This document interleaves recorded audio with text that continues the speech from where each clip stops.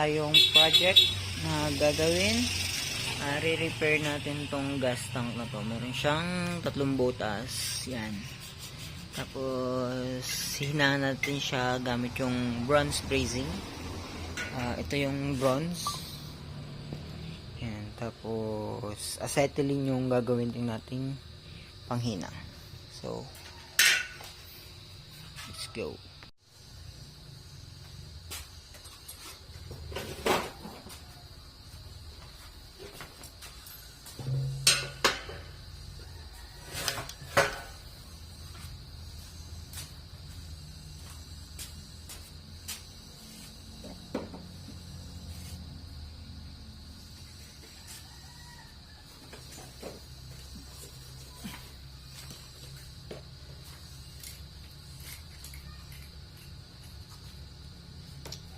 Ng silver brazing flux. Ito ang autofocus.